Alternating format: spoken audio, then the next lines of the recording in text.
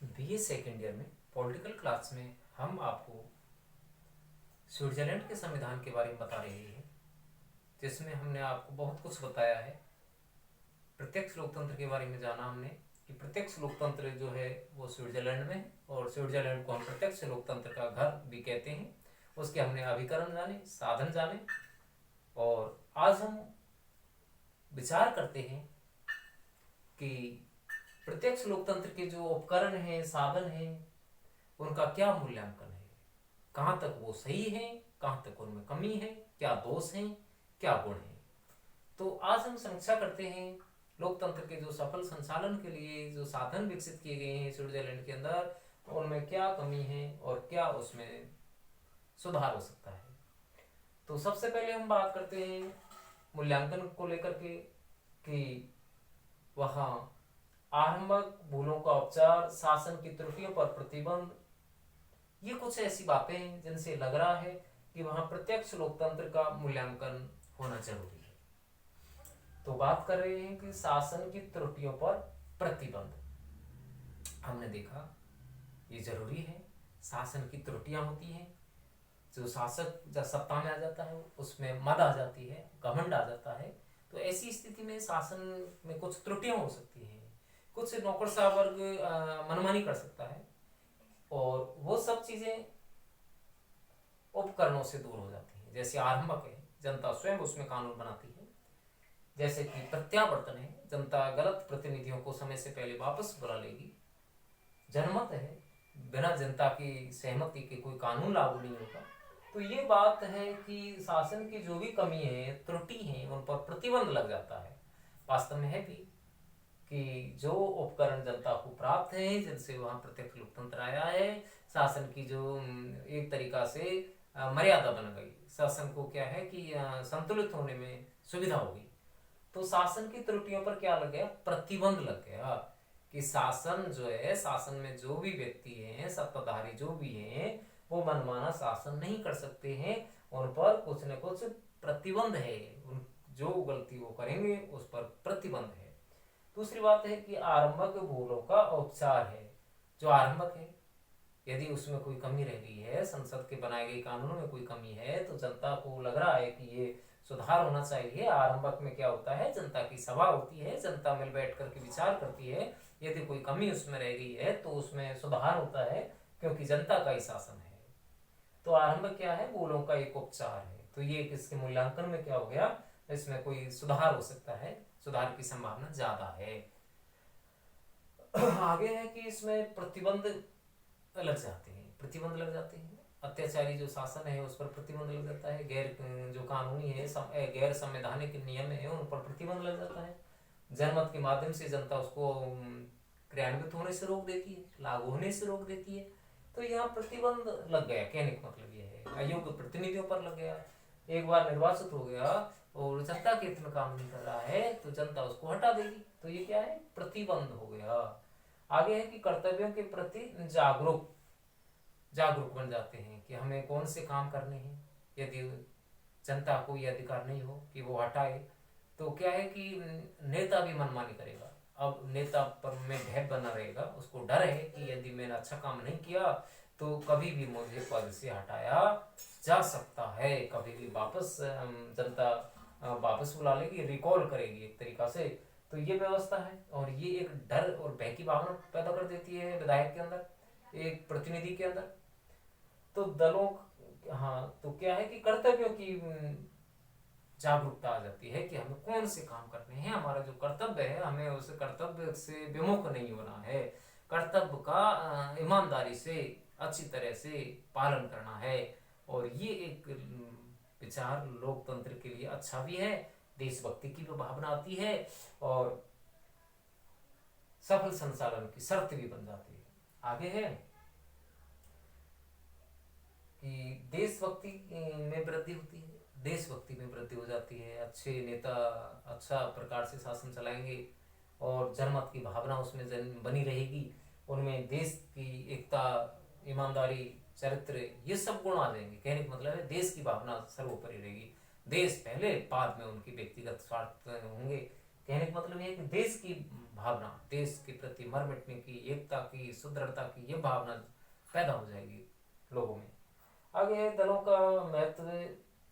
हाँ, दलों का महत्व घट गया। दल जो लोगों में गुटबाजी पैदा करते हैं, दल जो लोगों में फूट पैदा कर देते हैं, ये नहीं देखने को मिलता है, क्योंकि जनता का शासन है।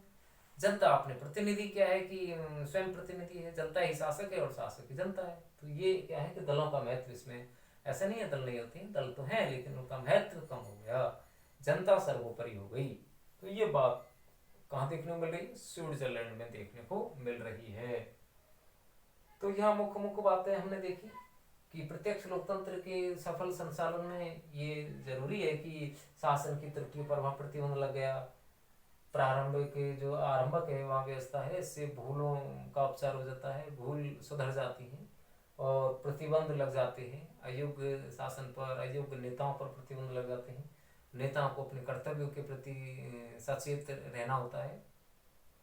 अब हम बात करते हैं कि इसके पक्ष के तर्क की बात हो गई। अब हम बात करते हैं कि इसके विपक्ष की बात, यानी दोष विपक्ष की बात करते हैं। ये तो पक्ष की बात थी, विपक्ष की बात कर लेते हैं। पक्ष में तर्क दे दिए हमने कि कौन कौन सी अच्छी अच्छी बातें लोकतंत्र के लिए रही। अब हम बात कर रहे हैं कि इसमें कौन से दोष हैं, कौन सी कमी है। क्या जो प्रत्यक्ष लोकतंत्र है वास्तव में वो सही है? क्या उसमें कोई भी कमी नहीं है? कमी है, कमी हर शासन में होती है। तो यहाँ प्रत्यक्ष शासन में भी कुछ कमी है। तो कौन कौन सी कमी यहाँ देखने को मिल रही है विद्यार्थियों?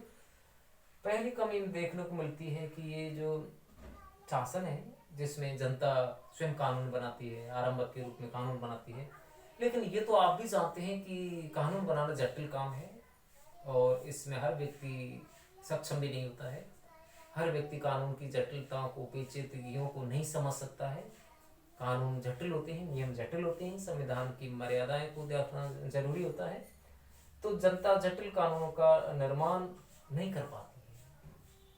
तो परिस्थितियों विशेष को देख करके कि योग्य जो व्यक्ति होंगे, कानून के ज्ञाता व्यक्ति होंगे, वो व्यक्ति ही, राजनीति से जुड़े व्यक्ति कानून का निर्माण करेंगे तो अच्छे कानून बनेंगे। और आम जनता जो कानून से अनभिज्ञ है, संविधान से अनभिज्ञ है, वो कानून बनाएगी तो अच्छे कानून नहीं बनेंगे। कहने का मतलब ये है। तो इसके विपक्ष में हम क्या देखते हैं, इसमें दोष क्या देखते हैं कि जनता जटिल कानूनों का निर्माण करने में योग्य नहीं है। जो कानून संसद व्यवस्थापिका को बनाने होते हैं, व्यवस्थापिका बनाए तो वो ज्यादा सही रहेगा। जनता जो कानून से अनभिज्ञ है वो कानून बनाएगी तो वो ज्यादा सही नहीं रहेगा। कहने का मतलब ये है। इसमें और कमी क्या है कि इसमें देखो विद्यार्थियों, और क्या कमी देखने को मिलती है, समय और धन का भी इसमें अपव्यय होता है। किसका होता है? समय का और धन का भी इसमें अपव्यय होता है। जनता को बार बार आरंभिक के रूप में एकत्रित होना पड़ता है। जनता एक तरीका से विचार विमर्श करती है जनमत के लिए, या फिर बार बार वोटिंग होती है। तो ये क्या है, एक अपव्यय हो गया। आवश्यक धन का जो क्या है कि जो आवश्यक धन है जो जनहित में खर्च होना चाहिए, वो व्यर्थ में ही चुनावों में बार बार वोटिंग में खर्च हो रहा है। तो ये एक अपव्यय है, समय का भी अपव्यय और धन का भी अपव्यय है। अब है कि एक जनता की उदासीनता यहाँ देखने को मिलती है। जनता की उदासीनता से मतलब ये है, बहुत से लोग कोई इसमें रुचि नहीं लगते, दूर रहते हैं राजनीति से और दलबंदी से, दलबाजी से दूर रहने की कोशिश करते हैं। तो जनता की उदासीनता यहाँ देखने को मिलती है। बार बार वोट से जनता भी उग जाती है, उदासीनता आ जाती है जनता में एक तरीका से।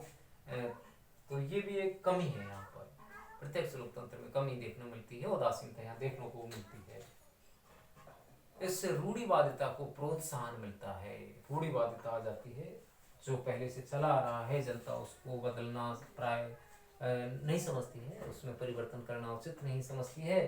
तो एक रूढ़ी बन जाती है कि जब तक जनमत नहीं होगा तब तक कोई कानून को हम पारित नहीं करेंगे। तो एक रूढ़ी सी बन गई वहां पर। तो रूढ़िवादिता को प्रोत्साहन मिल रहा है। आगे है कि व्यवस्थापिका में अनुत्तरदायित्व आ जाता है। व्यवस्थापिका में क्या आ जाता है कि व्यवस्थापिका को लगता है कि हमारे कानून जो बनाए जाएंगे वो जनता कभी भी उनको जनमत के माध्यम से निरस्त कर देगी। इसलिए व्यवस्थापिका में क्या आ जाता है, अनुत्तरदायित्व की भावना आ जाती है। व्यवस्थापिका में क्या आ जाती है, एक तरीका से लापरवाही की भावना आ जाती है। व्यवस्थापिका एक तरीका से उदासीन सी बनी रह जाती है। तो यहाँ ये भी एक बड़ी कमी है कि जनता कानून बनाती है और संसद के बनाए गए कानूनों को जनमत से गुजरना पड़ता है। तो व्यवस्थापिका कैसी हो जाती है, बेपरवाह हो जाती है, लापरवाह हो जाती है। साथ ही साथ इसमें व्यवस्थापिका जिसको हम संसद कह रहे हैं उसके सम्मान को भी ठेस पहुंचती है, सम्मान में कमी आ जाती है उसके में, तो उसका सम्मान गिर जाता है। कहने का मतलब ये है कि जनता का शासन है और संसद का, विधायिका का महत्व कम हो जाता है। तो ये कुछ इसमें क्या हो गए, कुछ विपक्ष की बातें हो गई, दोष हो गए। तो कुछ यहाँ हमने अच्छी बातें भी की, गुण भी देखे, मूल्यांकन में तर्क भी दिए, पक्ष में भी तर्क दिए, यहाँ कुछ विपक्ष की बात हो गई। तो ये गुण और दोष हो गए कि प्रत्यक्ष लोकतंत्र के कौन कौन से गुण हैं, कौन कौन से दोष हैं। और यहाँ हमने प्रत्यक्ष लोकतंत्र को जान लिया है कि प्रत्यक्ष लोकतंत्र जो स्विट्जरलैंड में है सफल हो रहा है। उसके पीछे कुछ महत्वपूर्ण कारक हमने गिनाए थे कि वहाँ जागरूकता है, शिक्षा का स्तर अच्छा है और देशभक्ति की भावना है। ये महत्वपूर्ण बातें थी जो सफल लोकतंत्र को बनाए रखने के लिए आवश्यक रही। तो यहाँ पूरा होता है ये अध्याय अपना, यानी प्रत्यक्ष लोकतंत्र वाली बातें हैं जो पूरी होती हैं।